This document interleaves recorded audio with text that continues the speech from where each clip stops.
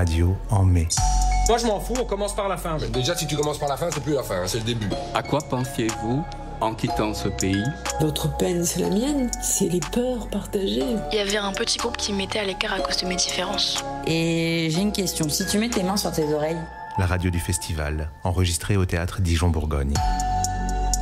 Et voici la 4e émission Radio en mai du festival Théâtre en mai, qui se déroule ce soir dans le hall de la salle Jacques Fournier face à un public encore bavard, mais qui va bientôt nous écouter, n'est-ce pas, mesdames? On aura la chance ce soir, une fois de plus, de traverser plusieurs spectacles, plusieurs expériences. On évoquera évidemment le spectacle Sans faire de bruit, on évoquera également nos musées imaginaires. On rencontrera un poète palestinien et on ira également voir des files de ferristes dans le parc du château de Pouilly. Pour commencer cette émission aujourd'hui, on souhaite parler de nos musées imaginaires. C'est une fois de plus une proposition originale qui est créée ici au TDB. Des formes qui sont inventées avec le public, en relation avec le public, et qui sont imaginées par Kevin Kais, qui a un petit problème de bicyclette actuellement. On espère qu'il aura le temps de nous rejoindre. Mais heureusement, Claire Barabès est avec nous. Claire Barabès qui est en plus dans ce festival, et c'est une chance, une double casquette, parce que vous allez nous parler de nos musées imaginaires, mais il se trouve que vous avez présenté la semaine dernière ici, au festival, en extérieur, un spectacle intitulé Un verre à soi, un verre comme un verre de vin, à soi comme à soi-même. Et on avait eu l'occasion, et vous pourrez retrouver l'entretien délicieusement intéressant de Pascal Néron, qui a mis en scène votre spectacle, Un verre à soi. Mais vous êtes là, vous, merci Claire de nous rejoindre. Bonsoir. Vous aussi... à travers votre livre à la bibliothèque du festival qui accompagne.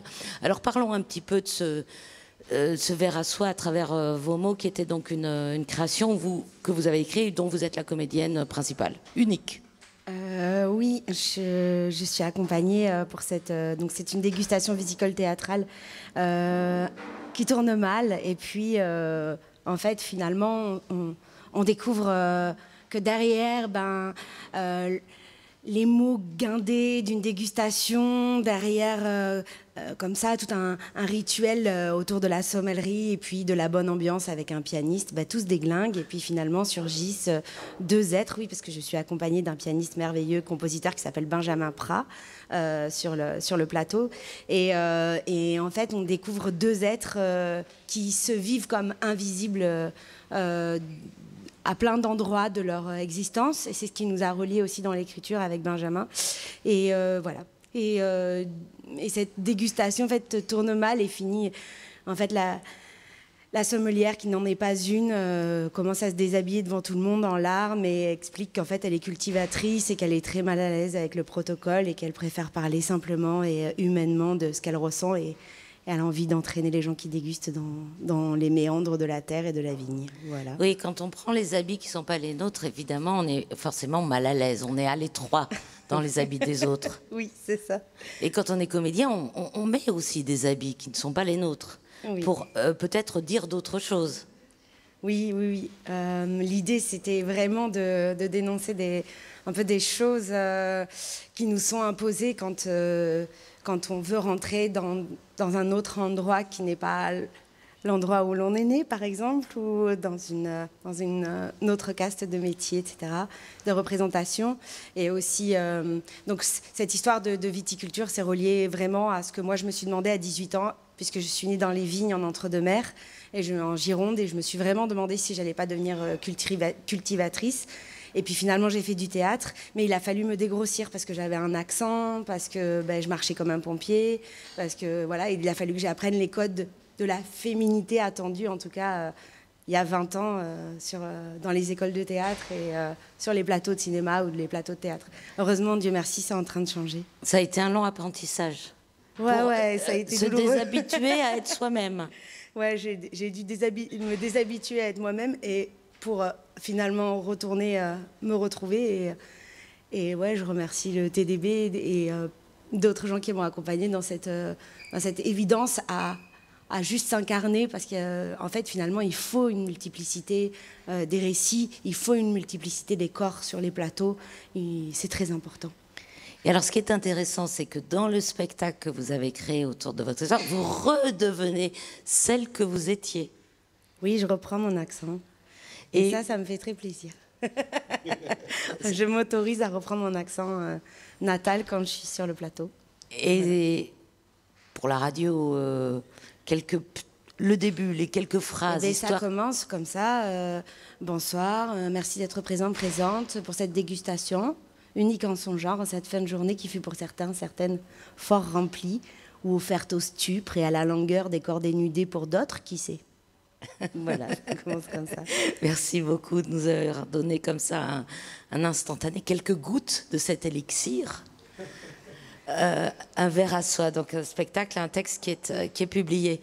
Kevin, vous avez réglé vos problèmes de bicyclette, vous avez eu le temps de nous rejoindre, merci infiniment. Je sais que c'est un peu la course, parce que vous êtes en pleine répétition. C'est la fin ce soir à 22h, on pourra assister à nos musées imaginaires.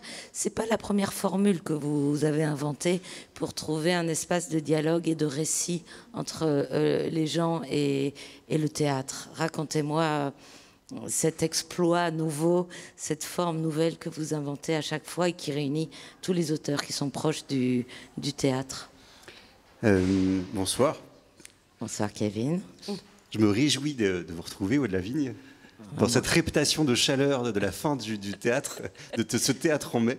On a vraiment eu les 4 saisons pendant le temps du festival, et depuis maintenant 4 ans, chaque année, on a décidé de mettre en valeur les corps et les voix des auteurs et des autrices qui écrivent le théâtre aujourd'hui. Et donc je vais reprendre un peu des mots de ma camarade Claire Barabès. C'était vraiment important pour nous de donner à entendre et à voir des récits peut-être qu'on entend peu ou pas. Et surtout, moi j'ai l'impression que dans ma vie de spectateur, j'ai peu vu des auteurs et des autrices sur scène parler eux-mêmes sur les scènes de théâtre. Et ce dont on avait très envie, avec Maëlle Poésie et avec Claire Gay, c'était aussi de pouvoir rendre cet événement littéraire festif. C'est pas simple, parce qu'en fait, on fait face à beaucoup de préjugés ancrés en nous. On se dit, oh là là, des auteurs rassemblés, ça va être relou, ça va être pontifiant, ils vont nous parler de choses forcément rébarbatives, un peu marxistes. Et alors, bien sûr, on a ce petit aspect kafkaïen, c'est pas faux. On a sorti des petits chapeaux, on a sorti nos paillettes, mais l'idée, à chaque fois, c'était de présenter aussi un rapport avec le territoire, avec les gens d'ici, et d'aller à la rencontre de récits. D'abord, il y a eu le karaoké des autoristes, où on demandait à des gens de nous raconter une chanson qui avait marqué leur vie. On écrivait leurs souvenirs et on les invitait à raconter sur scène le souvenir écrit par les auteurs et les autrices et ensuite à chanter. Pour cette nouvelle formule, ça s'appelle nos musées imaginaires. Ça reprend très modestement la formule de Malraux, qui n'a pas dit que des conneries. Et dans les musées imaginaires de Malraux, il imagine en fait que dans nos mémoires, on peut galoper d'une salle à l'autre, du Louvre au MoMA, des sous-sols de Paris à l'antique Venise, et qu'on peut se déplacer à la fois dans le temps et dans l'espace. Et je trouvais que c'était une jolie façon aussi de se demander comment nous, on pouvait voguer dans nos mémoires, et plus précisément réussir à se dire qu'en ce moment, comme l'époque est à la joie, on allait essayer d'être à la hauteur de cette joie, et de se dire qu'en fait, il fallait que l'espoir est une discipline, et que pour armer cette discipline, peut-être il fallait poser une question aux gens qui leur permettent de la bander comme un arc. Et donc, on a été à la rencontre des gens pour leur demander ce qui, dans leur vie, avait été un souvenir de beauté tel qu'encore aujourd'hui, ils peuvent le ressusciter. Et que ça les aide à traverser l'époque. Donc, on a rencontré plein de gens avec Claire, avec Gustave Akakpo, avec Julie Ménard, qui sont les auteurs et les autrices associés. Des gens à Dijon, mais aussi des gens en dehors de Dijon. Et des gens, des petites personnes, comme des gens beaucoup plus âgés, issus de milieux socioculturels très différents. Et ce qui est assez magique, c'est qu'on partage un temps éphémère avec eux, ils nous racontent quelque chose, Et à partir de ce récit-là, nous, on doit écrire un texte. Donc en fait, ce que vous allez voir tout à l'heure, c'est aussi la langue des auteurs et des autrices, leurs obsessions, en un mot, leur style. Alors Claire, vous avez dans votre téléphone, Claire Barabès, peut-être quelques bribes des mots que vous avez écrits en écoutant l'histoire de certaines personnes. Oui, j'aimerais une petite lecture, mais un contexte aussi de rencontre, parce que c'est la rencontre qui crée... À chaque fois, c'est très, très émouvant. J'ai rencontré d'abord une dame de 75 ans. J'ai été très bouleversée, on a passé 1 heure ensemble. Et après, juste après, j'ai rencontré une femme de 46 ans et j'ai de nouveau été bouleversée. Donc après, j'étais vraiment tremblante en sortant des 2 entretiens. Mais c'était très, très beau. Alors... cette femme de 75 ans m'a dit que quand elle était, je peux vous lire un petit morceau, elle adore la poésie. Et elle est arrivée avec des poèmes pliés qu'elle a glissés entre elle et moi devant la table pendant l'entretien. Et voilà, elle a évoqué un souvenir que j'ai écrit. Je devais avoir 6 ans et je me rappelle très bien les mots de la poésie. La maîtresse m'avait félicité, j'avais récité « Les feuilles tombent ».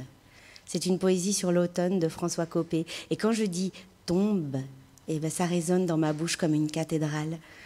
Comme je suis gauchère au CP, je me suis fait beaucoup disputer parce que mon cahier était sale. Tu pourras jamais être institutrice, on m'avait balancé. Et puis plus tard, je suis allée en colonie et j'ai eu l'audace de réciter à la veillée « Les feuilles tombent » et tout le monde a applaudi. Ouais, c'est très beau. Les gens se confient facilement, vous confient facilement des histoires ? Ils viennent pour ça. Donc, en fait, l'idée, c'est d'apporter... moi, les gens que j'ai rencontrés, ils m'ont apporté quelque chose. Et donc, c'est assez bouleversant parce que, en fait, ils arrivent pour un rendez-vous avec un cadeau. Et nous, on a un cadeau. Donc, c'est déjà un très bon début pour se rencontrer. Et puis, en fait, le temps passe très vite. Vraiment, à chaque fois, ça allait... j'ai rencontré plusieurs personnes, mais... à chaque fois, j'ai eu cette sensation de fugacité dans le rendez-vous, avec une énorme densité, et après de se replonger dedans pour essayer de rendre hommage à l'énergie, à notre rencontre, et aussi à ce choc de beauté dont elles ont parlé. Moi, je n'ai rencontré que des femmes. Kevin ? En fait, il y a aussi une grande responsabilité, parce qu'effectivement, les gens, ils viennent... Alors, c'est aussi grâce à l'organisation ici de l'équipe du TDB qui nous permet de rencontrer des gens, puis des gens qu'on rencontre comme ça. Mais souvent, les gens qui font la démarche de venir, c'est qu'ils ont quelque chose à dire.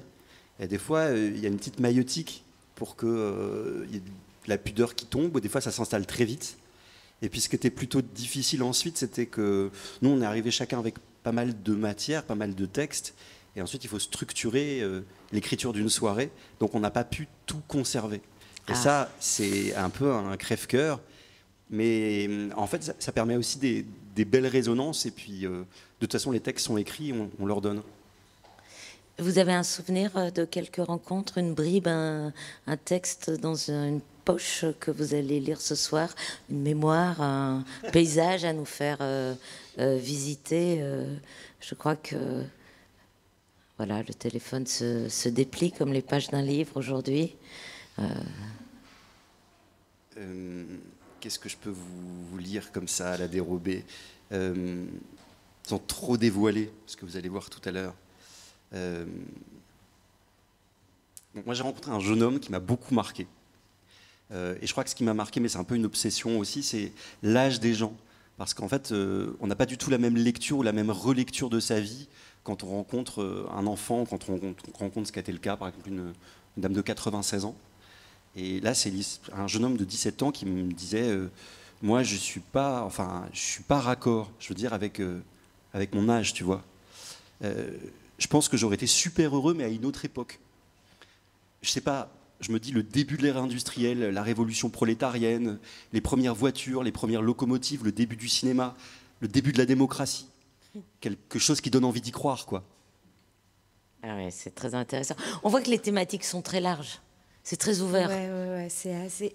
oui, parce qu'en fait, ça va de... Nos interviews, elles vont de 4 ans à 96 ans, et d'horizons complètement différents, avec des langues aussi un peu différentes et tout ça. Donc du coup, ça donne des éclats très forts de résonance, en fait. Et la beauté, elle se loge pour chacun d'entre nous dans des endroits parfois complètement inattendus et absurdes.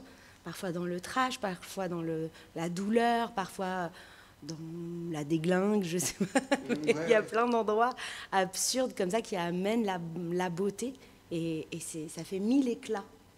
Et c'est une responsabilité de prendre l'histoire de quelqu'un d'autre et de la mettre en mots. Ben, oui, énorme.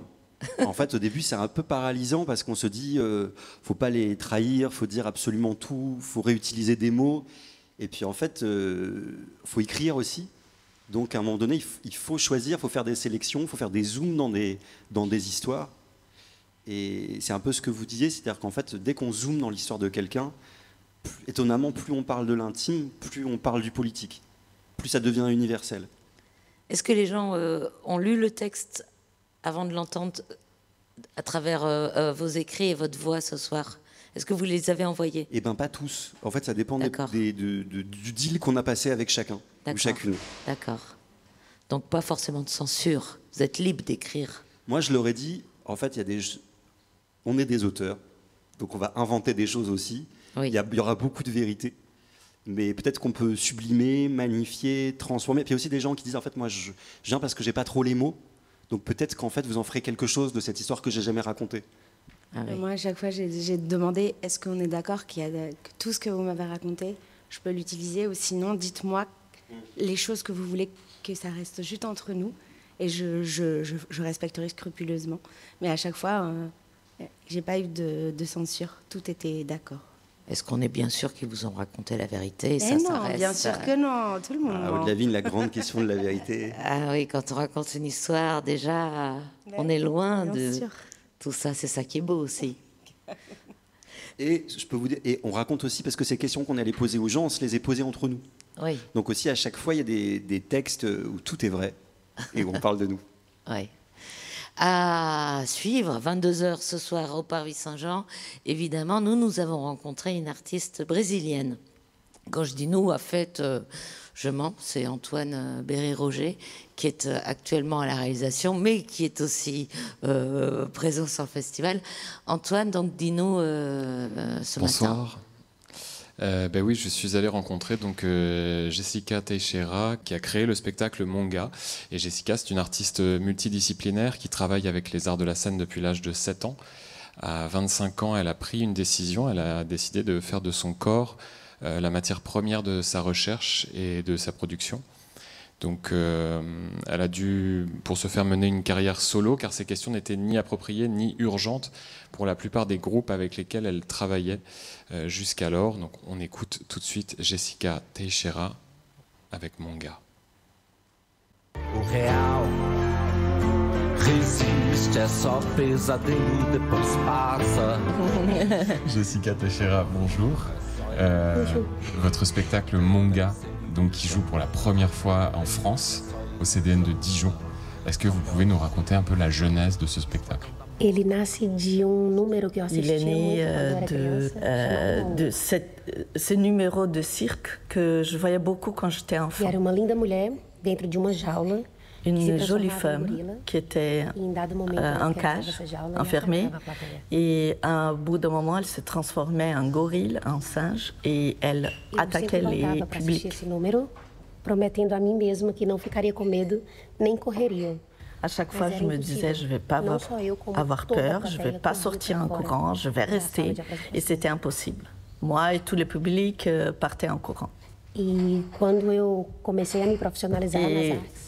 Bon, après, en tant que comédienne, j'ai appris que ce numéro était inspiré d'une vraie histoire, d'une vraie femme mexicaine, artiste. Julia Pastrana. Julia Pastrana, voilà. E esse número, eu ria muito. Je trouvais ça très drôle, je rigolais quand j'allais voir ce spectacle, ce numéro de cirque. Et après, quand j'ai appris la vraie histoire derrière, tout ça, c'est parti. C'était plus drôle du tout. Parce que c'est quoi l'histoire de Julia Pastrana? Elle était une grande artiste.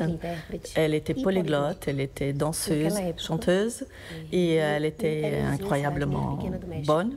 dans ce qu'elle faisait. Elle était née dans une toute petite ville au Mexique.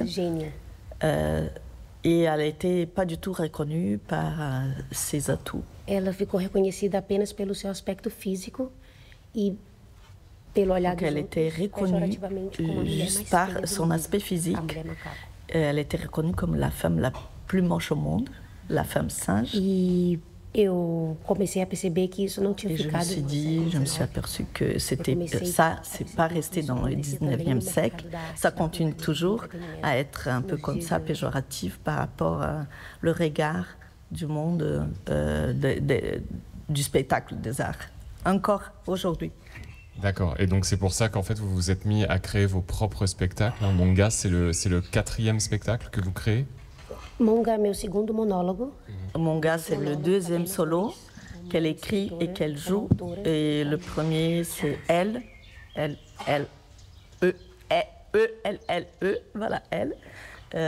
Et donc ça, c'est le 2e solo. Dans Monga, les spectateurs sont... c'est pas une disposition classique avec une scène et des spectateurs devant.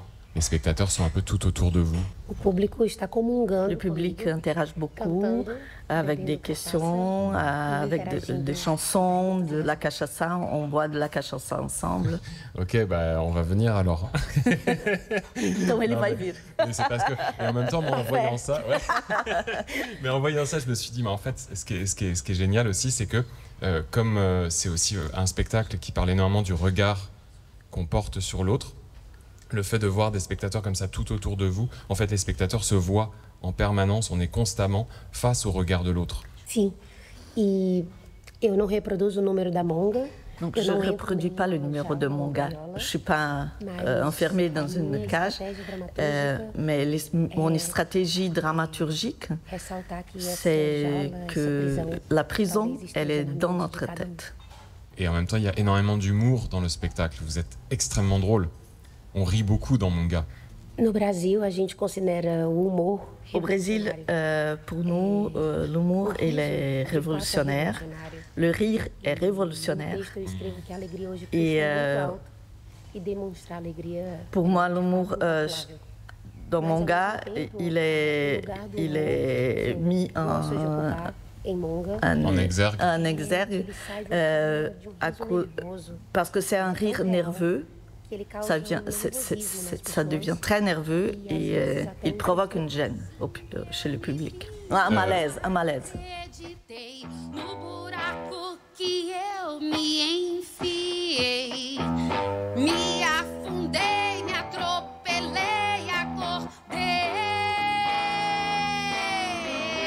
Dans Monga, la place de la musique est très très importante aussi. On vous entend chanter. Vous chantez super bien. À quel point la musique fait partie de votre processus de création? Je suis née entourée par tous les langages, alors la danse, la musique, le cirque, et après plus tard le cinéma.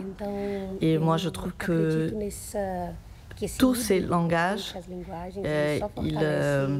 ils renforcent, ils aident à la compréhension, ça fait élargir le sens du public. Et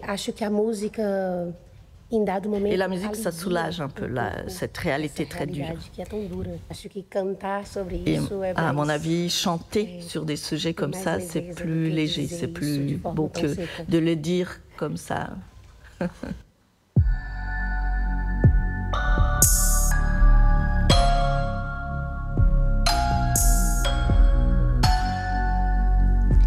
Jessica Teixeira, donc ce matin, au micro d'Antoine, on remercie évidemment l'interprète Giovanna Soar, une amie du festival et qui accompagne comme ça la tournée européenne. C'est une première fois qu'on peut voir une artiste de cette personnalité ici à Dijon, et c'est aussi une première européenne pour elle. Donc c'était une grande chance. On aborde à présent le 3e temps de notre émission. Alors, je suis Jean Laroche. Je ne sais pas si tu te rends compte, de ce que ça représente, 88 ans, 87. C'est quelque chose d'énorme. Et pendant 85 ans, disons, j'ai été très actif. J'ai été le premier à aller bouter les haricots à la machine. J'ai toujours fait des choses assez extraordinaires. Voilà. Et voilà, il en a fait des choses, votre grand-père Louvre-Niche-Laroche. C'est un extrait initial presque de votre spectacle. Vous êtes la comédienne centrale, unique, bien que vous soyez multiple, on va y arriver, dans une mise en scène de Tal Réouveni. Voilà ce spectacle dont on entend les premiers mots, qui s'intitule pourtant Sans faire de bruit. Votre grand-père à Louvre, parce qu'il s'agit d'une histoire personnelle. Tout à fait, ouais. C'est une histoire qui s'est produite dans ma famille, sur ma mère principalement, mais du coup qui traite de la famille, donc on entend tous mes proches. Votre mère Brigitte. Ma mère Brigitte. Parfois appelée par sa petite fille Mina. Mina. Son nom de grand-mère. On comprend bien cette histoire, malgré le suspense que la metteuse en scène a choisi de faire monter. C'est pour ça que je parle de plus en plus lentement. Dans un travail qui est sensoriel, dans un travail extraordinaire de synchronisation labiale avec des documents originaux comme la voix de votre grand-père, que vous mimez, interprétez sur scène dans ces mouvements. Oui, on a fait tout un travail. En fait, il n'y a pas de vidéo, c'est vraiment des enregistrements purement sonores. Donc, il n'y avait pas d'image et on a fait en sorte que Tal ne rencontre pas mes proches avant la fin du travail. Justement pour que ça soit libre et qu'on puisse travailler vraiment en laboratoire corporel en partant du son uniquement. Sans modèle physique. Voilà. Après, je cache pas que peut-être j'ai volé 2-3 petites mimiques et tout ça mais ça reste quand même une création vraiment basée sur le son et corporel et voilà, qui nous appartient, quoi. Le son guide le personnage. Exactement. Alors il y a ce grand-père, il y en a d'autres. Oui. Pour raconter tous, je vais y arriver parce que sinon le suspense est le intenable. suspense, voilà. Pour raconter tous l'histoire d'un événement, on peut dire traumatique, en utilisant les mots de la psychanalyse, en tout cas de la médecine, qui est survenu dans votre famille, c'est que du jour au lendemain, votre mère est devenue sourde. Oui, tout à fait. Que reste-t-il de tous ces sons qu'elle n'a pas entendus ? Ben justement, c'était un peu la grande question, et puis aussi de se poser la question en fait de l'intimité qu'elle a perdue, parce que en fait se loge une immense part de notre intime et de notre être dans nos sons, nos rires, nos intonations de voix, et le fait qu'elle ait perdu ça, elle a un peu décrit que ça a donné la sensation d'avoir face à soi des êtres un peu coquilles vides, quoi, et que de perdre une part de l'humanité, en tout cas des gens qu'elle connaissait, et qu'elle avait accès d'une très nouvelle manière, assez désolante pour elle. Et du coup, c'est aussi apparu comme une nécessité de traverser l'histoire par le son et de faire exister très fort cette intimité avec le public dans le son pour parler de cette absence-là et de la violence que ça peut représenter de perdre cet accès-là. D'autant qu'on apprend plus tard dans ce spectacle qui est un peu une enquête. Tout à fait. Vous semez des indices.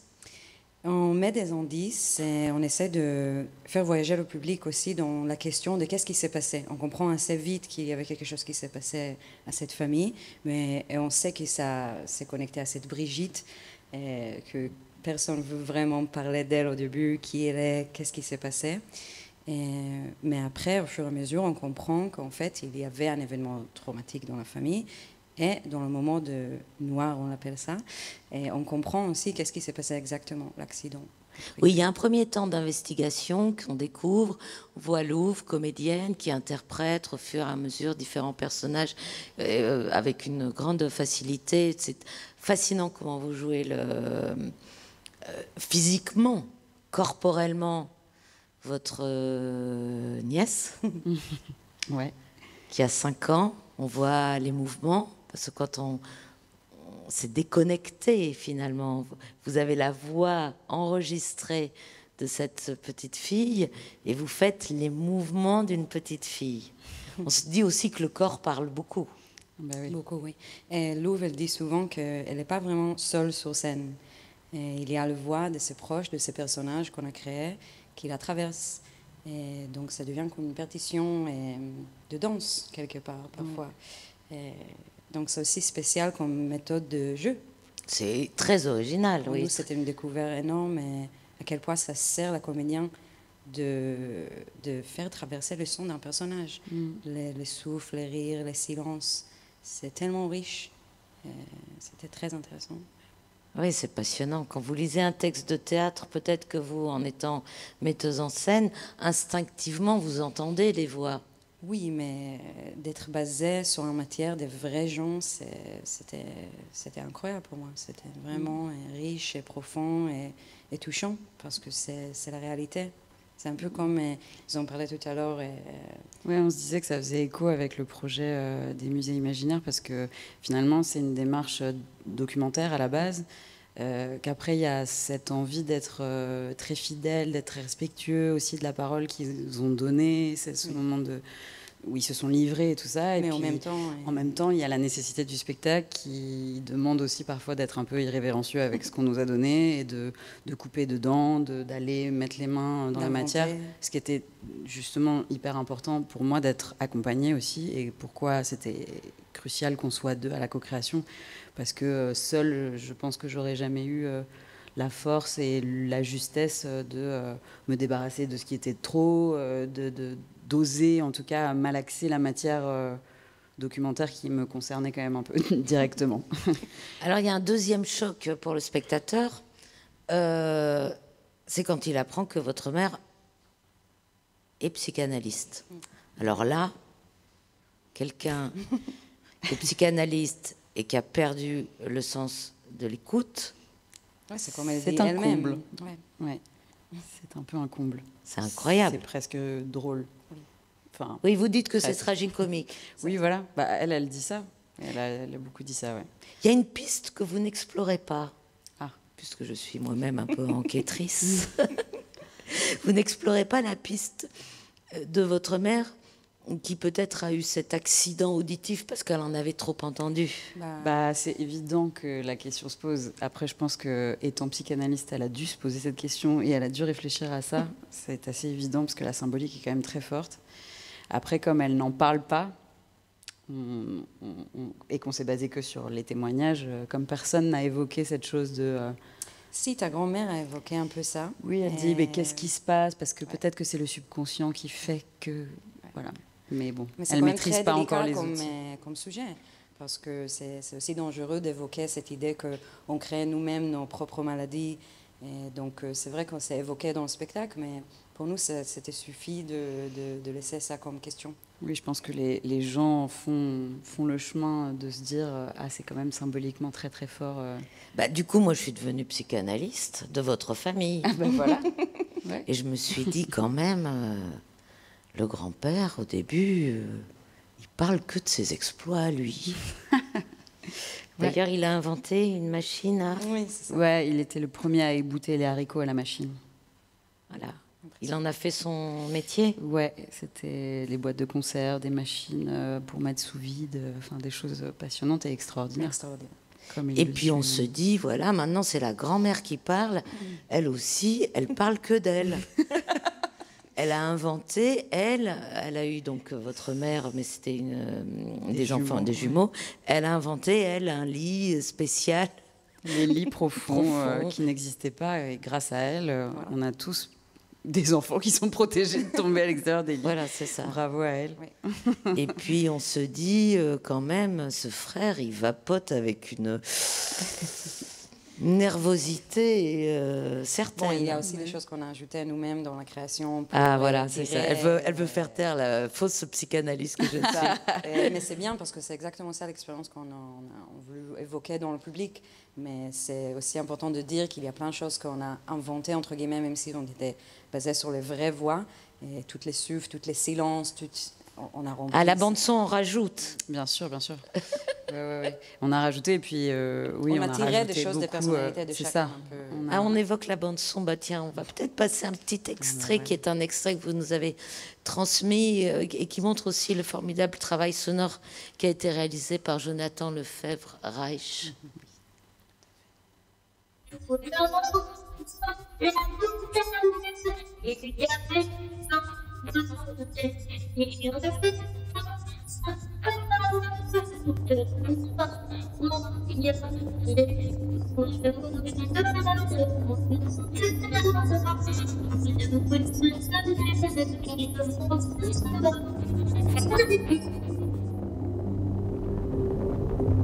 J'en entendais plus que des sons métalliques extrêmement violents.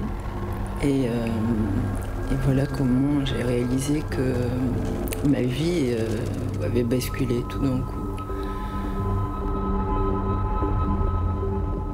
Ce qui fait que j'ai été tendance pour la Bretagne, malgré que j'y suis allée très peu, juste visiter tout le coin.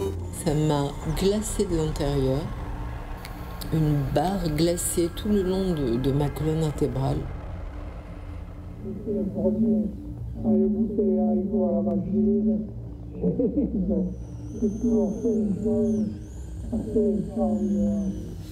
Des espèces de souffles très très violents, très forts.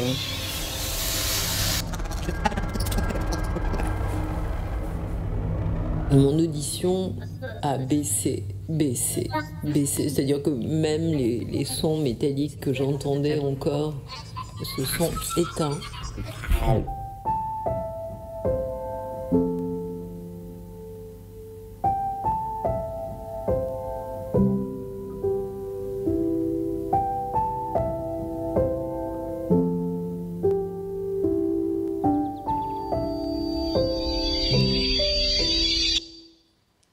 Quand la vie reprend, c'est les petits oiseaux. Les petits oiseaux. C'est la voix de votre mère. C'est la voix de ma mère, oui. Que l'on entend dans cet extrait, mais on entend aussi comment le créateur sonore, donc Jonathan Lefebvre-Reich, a imaginé ce qu'elle pouvait elle-même entendre. Ouais, bah en fait, elle a beaucoup décrit les sons progressivement qui se sont déroulés dans ses oreilles, à la fois les sons métalliques, à la fois la perte de ces sons métalliques, les acouphènes, etc. Et sur la base de son témoignage, Jonathan a fait un énorme travail de comment symboliser, comment représenter, après de manière évidemment métaphorique, parce qu'on ne pourra jamais prétendre représenter exactement ce qu'elle a vécu, mais en tout cas de faire ressentir ces étapes sonores dans lesquelles elle a été attrapée, quoi. Oui, le fait qu'on l'entende, c'est presque de l'ordre du miracle. Quand on entend, parce on se dit, elle entend plus, donc peut-être elle parle plus. Où est-elle ? On l'a perdu. Le spectacle, voilà, est à sa trace, cherche sa trace. Vous la reconstituez, on en sait de plus en plus, et puis vous la faites apparaître de manière sonore dans le fond de la salle. Il y a pour la toute fin, vous voulez dire ? Oui. Ouais. Oui. Peut-être qu'il ne faut pas en parler. Mais... Ah non, pas du tout. On peut en parler. On l'a fait apparaître dans le noir d'abord, sa voix et son témoignage. C'est la seule que j'interprète pas. Parce que justement, en fait, au tout début, le spectacle était vraiment basé que sur le point de vue des témoins. Et ma mère n'était pas interviewée à la toute base. Et puis au fur et à mesure du travail, c'est arrivé comme une sorte de nécessité qu'on avait besoin d'avoir son point de vue, qu'on avait besoin d'entendre son... Parce qu'elle a été réparée, comme elle dit, donc opérée, parce que vous donnez un petit élément, un QR code avec un podcast. On peut prolonger le spectacle ensuite. Donc il y a un podcast qui explique aussi la suite. Donc oui, qui était tout un autre chapitre, donc on ne l'a pas abordé dans le spectacle, mais on voulait quand même en parler. Et du coup, je suis allée interviewer la chirurgienne qui a opéré ma mère pour pouvoir parler de cette suite-là et faire découvrir tout un autre monde. Oui, tout un monde. Mais en tout cas, on entend sa voix, elle, et je trouve qu'on entend précisément. Moi, je pensais que c'était une comédienne, pour rien vous cacher, mais on écoute aussi quand même cette voix en se demandant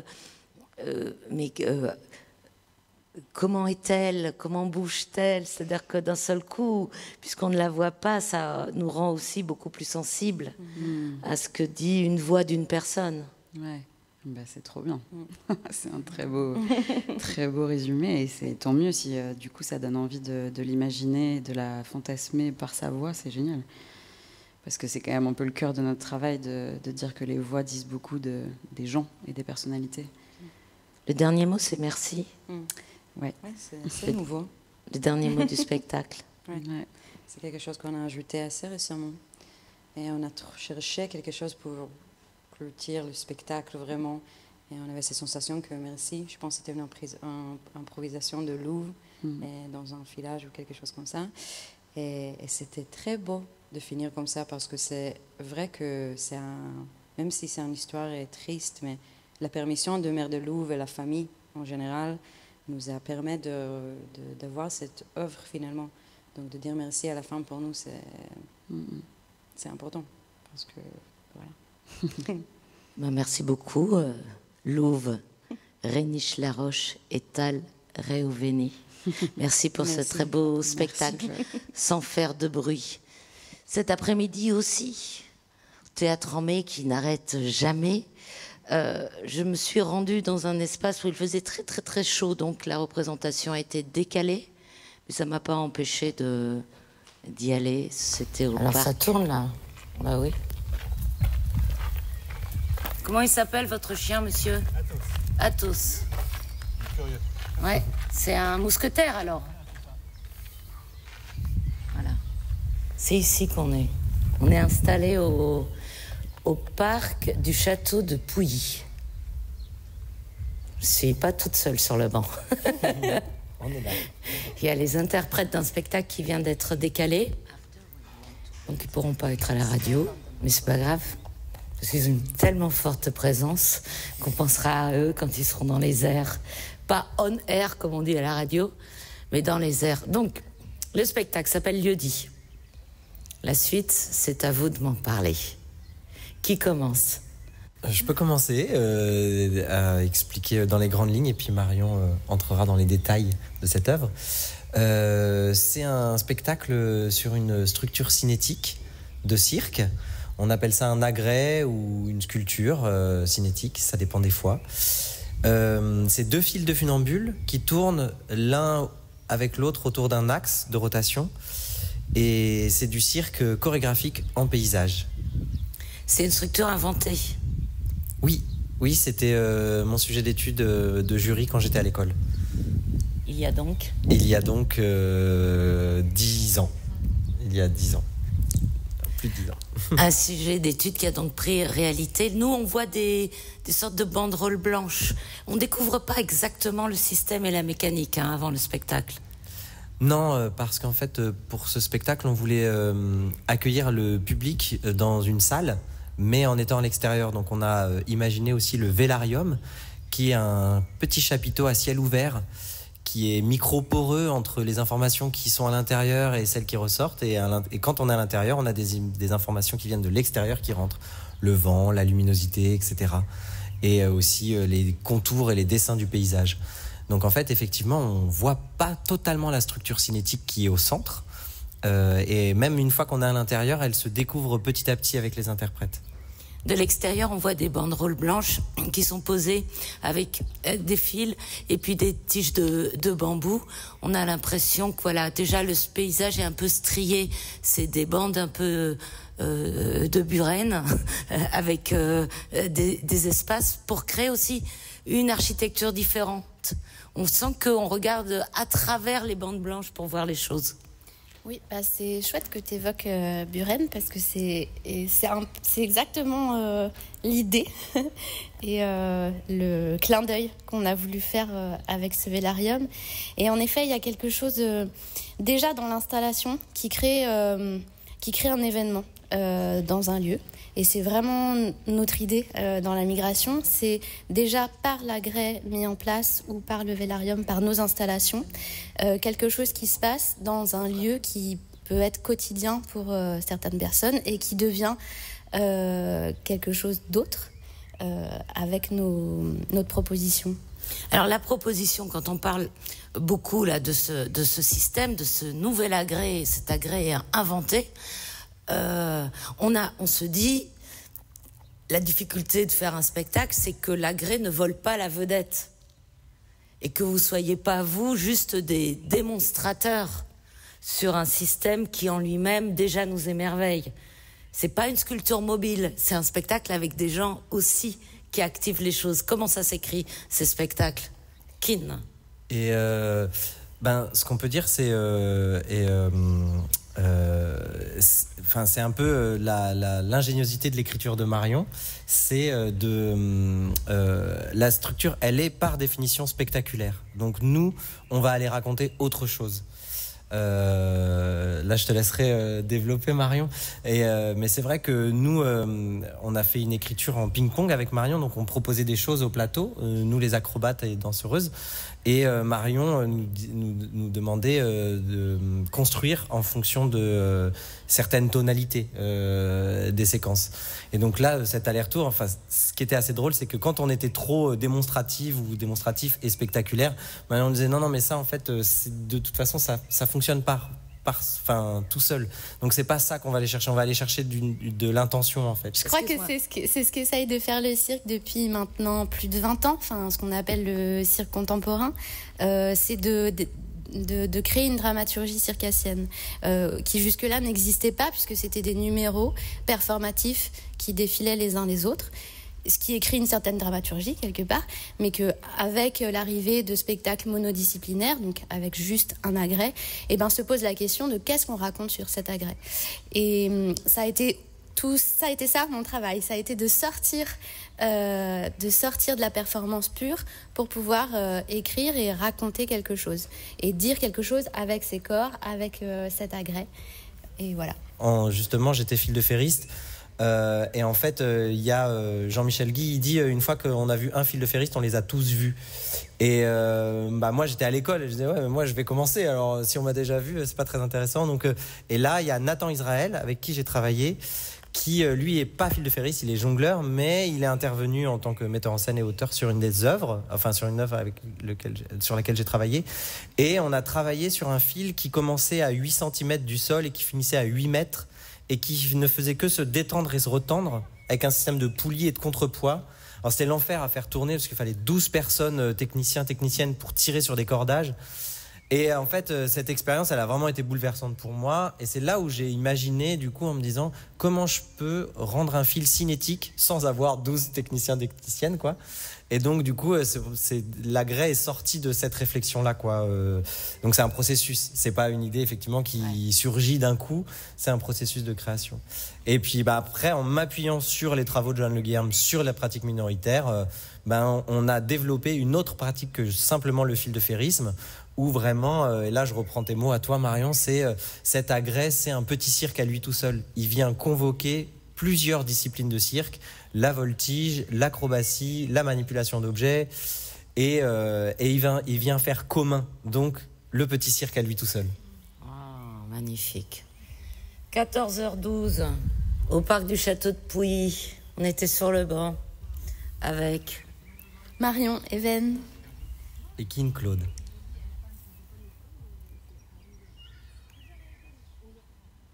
Et voilà. 5e temps à présent de notre émission Radio en Mai, on a le plaisir d'accueillir Mohamed Al-Qada. Je ne suis pas sûre de tout bien prononcer, mais poète palestinien en résidence ici en France, et d'accueillir en même temps pour nous présenter cette résidence Maëlle Poésie, donc la directrice du théâtre Dijon-Bourgogne.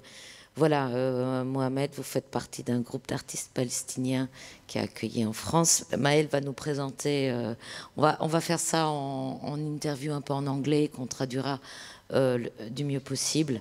Nous sommes tous non-English speakers, Mais on a des oreilles. Maëlle, dites-nous dans quel contexte vous accueillez Mohamed. Tell me if I pronounce it correctly. Mohamed Al Kodwa. Ouais. Il parle presque français, mais à présent. Dites-nous, Maëlle, ce programme Sawa Sawa. Oui, Sawa Sawa, c'est un programme qui a été initié par l'Institut français de Jérusalem et qui proposait depuis l'année dernière en fait des résidences à des artistes palestiniens en France. Donc c'est un programme qui s'appelle Sawa Sawa et qui a proposé à une trentaine d'artistes. C'était à la fois, ça pouvait être des plasticiens, artistes visuels, écrivains, auteurs, metteurs en scène, acteurs, de venir pendant une résidence de 2 mois à 6 mois en France pour pouvoir écrire un projet. Donc ils ont tous envoyé à chaque fois un projet, un dossier, en tout cas le sujet sur lequel ils voulaient travailler.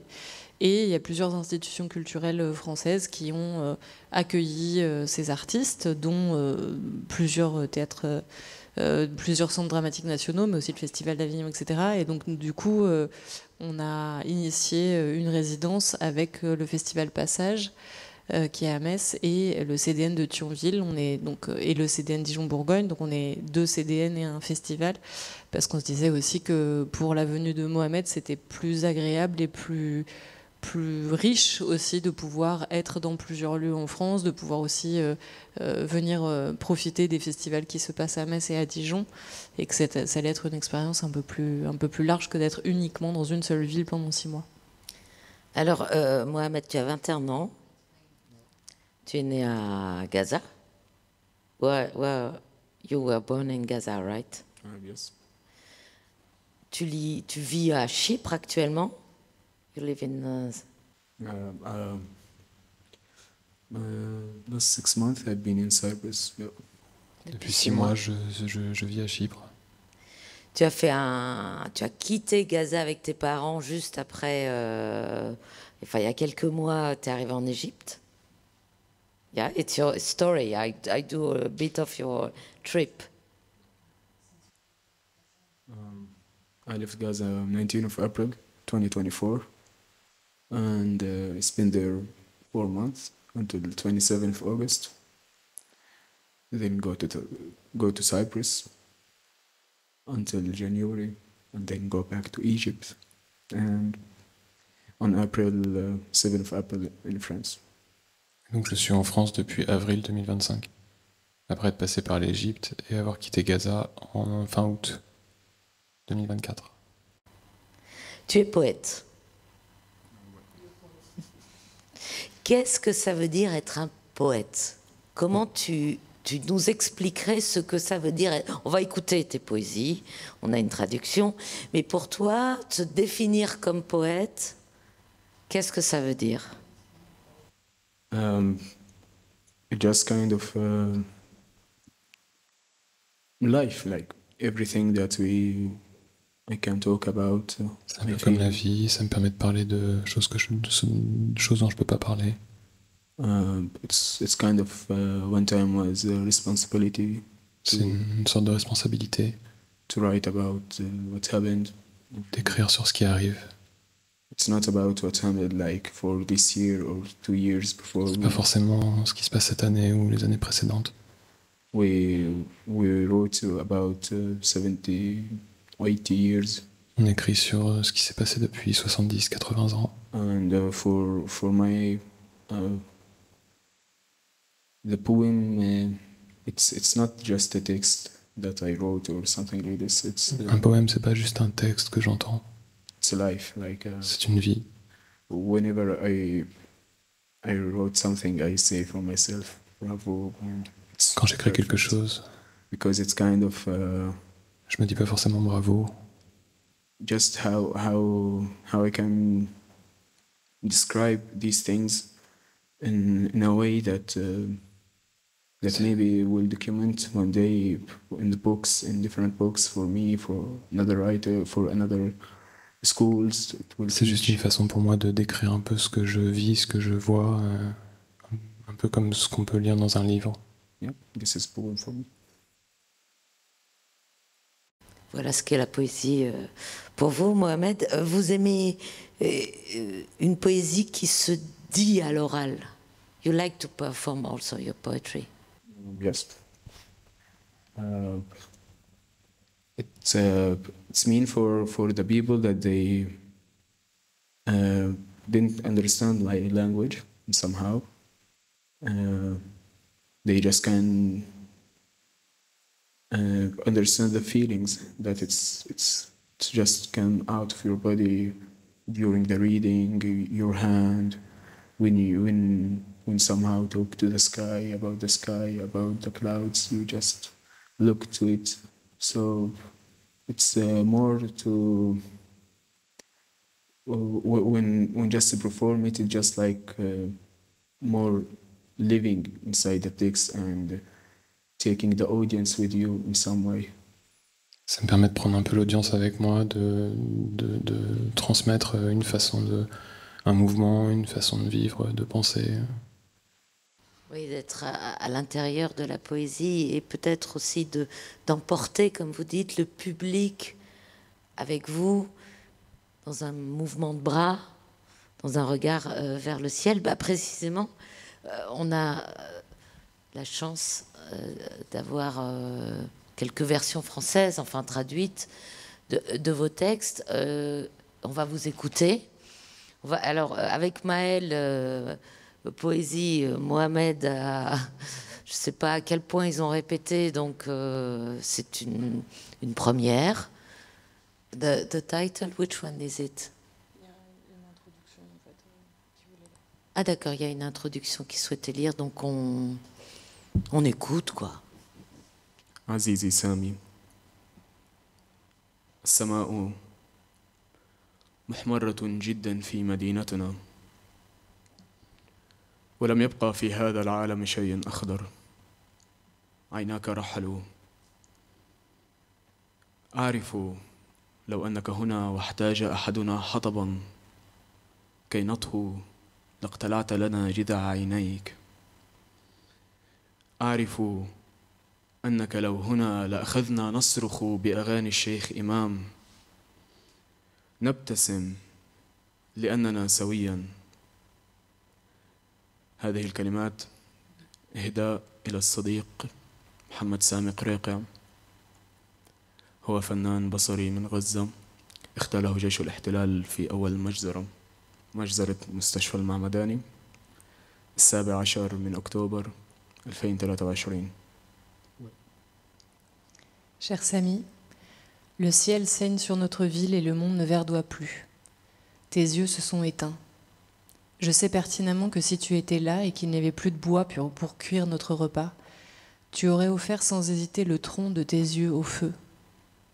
Je sais que si tu étais là, nous chanterions du Cheikh Imam, un sourire aux lèvres malgré la misère. Nous souririons simplement parce que nous serions ensemble. En mémoire de mon ami Mohamed Sami Kera, artiste visuel de Gaza, arraché à la vie par la barbarie de l'armée coloniale lors du massacre de l'hôpital Halman Mahdi, le 17 octobre 2023. أما عني فأنا القدوة ابن الفائين أو نورس. Quant à moi, je suis Al-Kodwa, fils de 2 F, Fatima et Fazi. Je suis l'Albatros. أحرف المطر.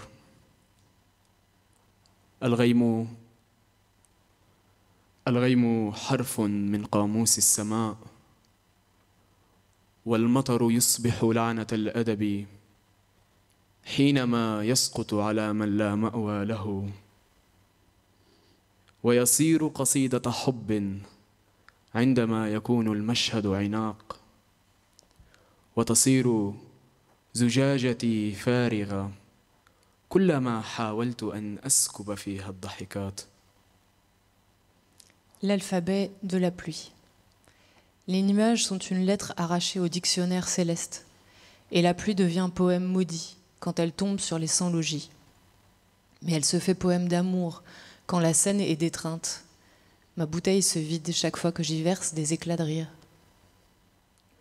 الغيم لغة يفهمها كل العابرين من تحته، يدرك بأن زخات من رصاصه قادمة والدرع الوحيد في صلابة جدران البيت وحفلة المساء ودفء أصواتنا ونفخة أمي في كفي لتشعل جسدي كي يطمئن. Les nuages sont un langage que seuls comprennent ceux qui marchent dessous. Ils savent qu'une averse de balles approche et qu'il ne reste pour rempart qu'un mur solide. La fête du soir, chaleur de nos voix, et le souffle de ma mère sur mes mains embrase mon cœur et mon corps pour l'apaiser. الغيم أسطر عابرة وبلادي باتت أمية تكره قراءته فالبيت صار خيمة وكفي الطفل رحلوا مع الأم عل جزءا من جسده يدفأ. Les nuages, lignes fugaces. Mon pays devenu illettré refuse désormais de les lire. La maison s'est muée en tente et la mère meurt avelie, emportant avec elle les mains de l'enfant. Peut-être une part de son corps se réchauffera-t-elle. الغيم فقرة من الوجود وأنا الآن مثل طفل يحمل ندبة في جبينه يكرهها هي تجمل شكله لكنها تبقى في ذهنه ندبة. Les nuées sont fragments de l'existence. Et moi je ressemble à cet enfant, marqué au fond d'une cicatrice qu'il hait. Elle embellit son visage, mais le souvenir de la plaie ne dépérit pas. الغيم حر في الكتابة والأطفال كرهوا المطر كلما باتت تظهر لهم السماء ندباتها. Le nuage est poème libre, et les enfants détestent la pluie, redoutent les cicatrices du firmament. السماء صندوق بريد مملوء بالدعاء الذي لا يصل إلى الله. لماذا لا يصل إلى الله؟ ألا تعرف الطريق إليه؟ حين يسقط الماء منك فوق عش الحمام هل تريدين إشباع الصغار أم أنك صرت مثلهم آلة حرب؟ Et le firmament boite aux prières. Pourquoi n'atteignent-elles pas Dieu? Ignorent-elles son chemin? Quand ta pluie inonde le nid des pigeons, veux-tu nourrir les petits ou es-tu devenu une machine de guerre? Combien t'a-t-on payé pour devenir des leurs? Et combien devrions-nous t'offrir pour obvier à cette mort? ماذا أعطوك كي تصيري مثلهم؟ وكم تطلبين منا كي تمنعي عنا هذا الموت؟ لتتوقفي عن المطر واحتواء الأحرف والطائرات. لا نريد شيئا إلا أن توصلي دعوات أمهاتنا إلى الله.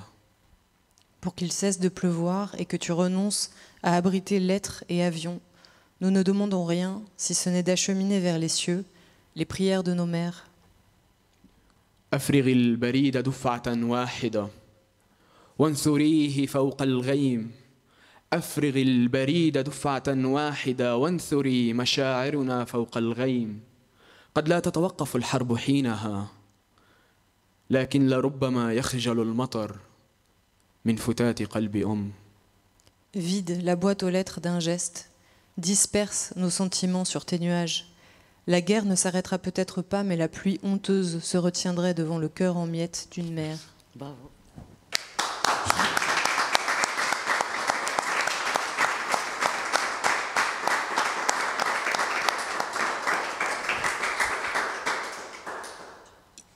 Il faut savoir que c'est un seul poème que nous venons d'entendre qui s'intitule donc l'alphabet de la pluie et que Mohamed à présent qui fait des longs poèmes, mais c'est vrai que la traduction amplifie encore la longueur de la poésie, a choisi de nous dire un deuxième poème qui clôturera cette dernière émission de Radio en mai.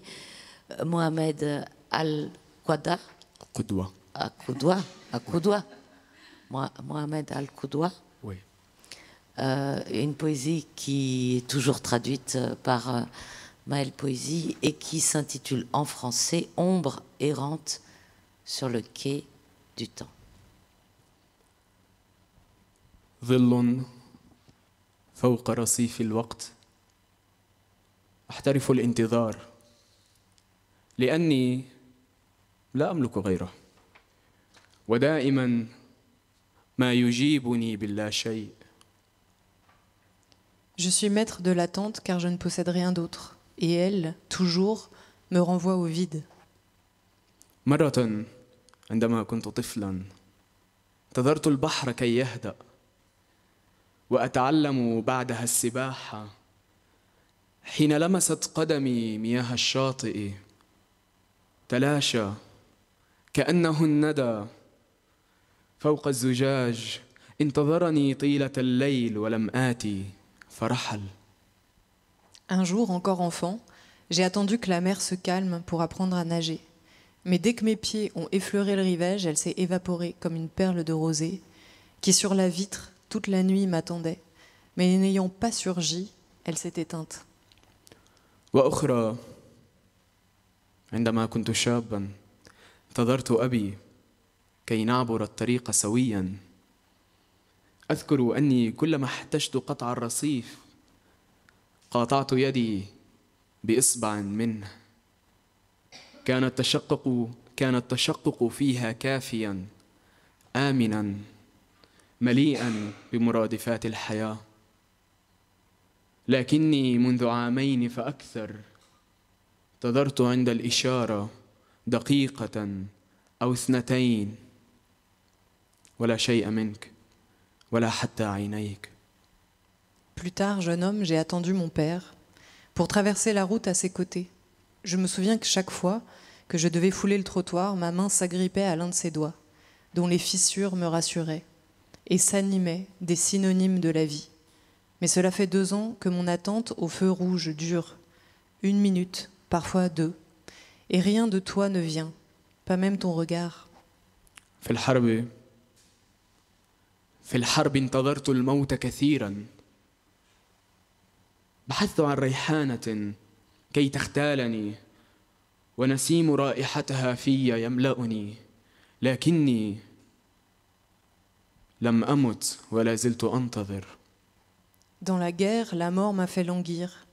J'ai cherché un brin de basilic pour qu'il me fonde le cœur, son parfum encore en moi, mais j'attends toujours.